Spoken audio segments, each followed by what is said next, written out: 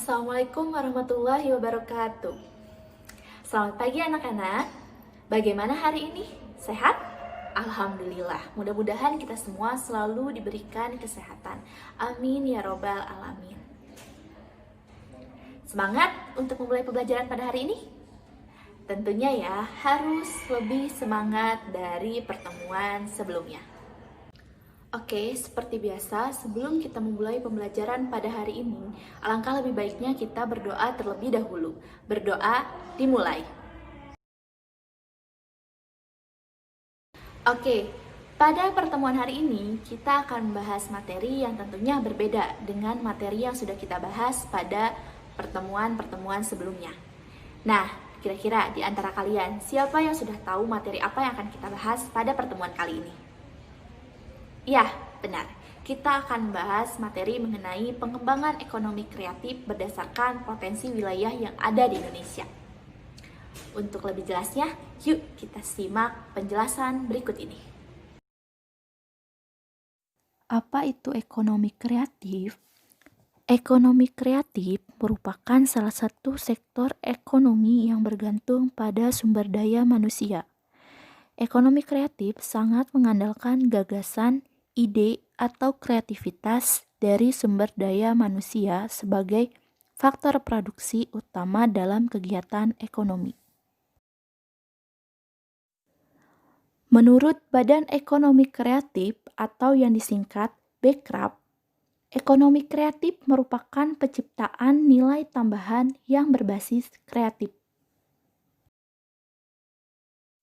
Bidang-bidang ekonomi kreatif, di antaranya kuliner, periklanan, arsitektur, kriya, desain, fashion, aplikasi dan games, musik, seni pertunjukan atau seni rupa, fotografi, penerbitan, televisi, dan radio. Tantangan dalam ekonomi kreatif. Yang pertama adalah sumber daya manusia.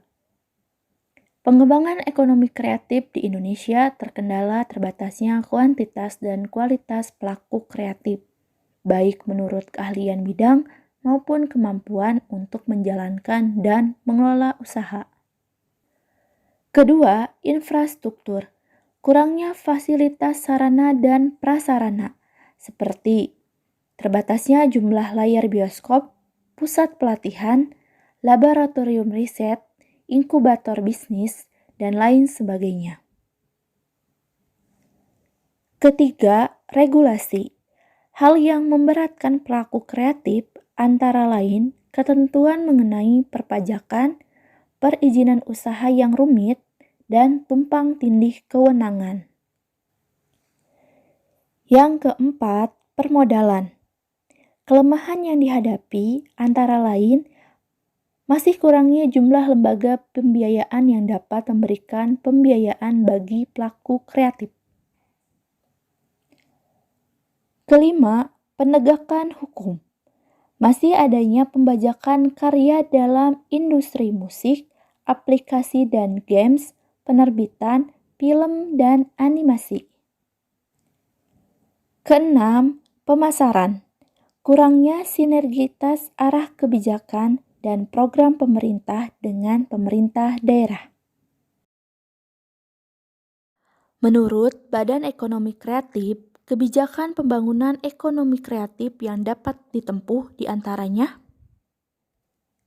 yang pertama, mengembangkan riset unggulan dan kompetensi sumber daya manusia, meningkatkan akses permodalan, memfasilitasi ketersediaan infrastruktur, meningkatkan ekspansi pasar sektor ekonomi kreatif, meningkatkan manfaat ekonomi bagi pemegang hak kekayaan intelektual di sektor ekonomi kreatif, membangun dan memperkuat kelembagaan, serta tata kelola pemerintahan yang baik. Pengaruh perkembangan ekonomi kreatif terhadap kesejahteraan masyarakat Indonesia. Yang pertama, mendorong inovasi. melalui berbagai aktivitas dari pelaku industri kreatif. Kedua, mendorong perekonomian melalui penghasilan yang didapat dari ekonomi kreatif.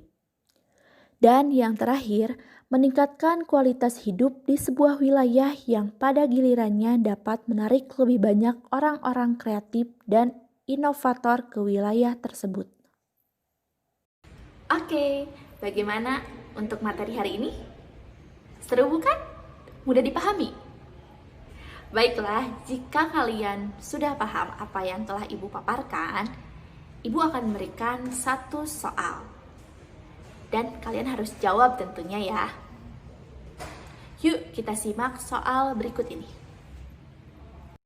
Coba kalian perhatikan soal berikut ini. Jelaskan apa yang dimaksud dengan ekonomi kreatif dan sebutkan 3 bidang ekonomi kreatif.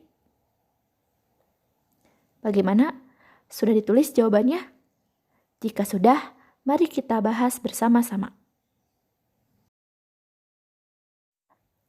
Jadi, ekonomi kreatif adalah penciptaan nilai tambah yang berbasis kreativitas.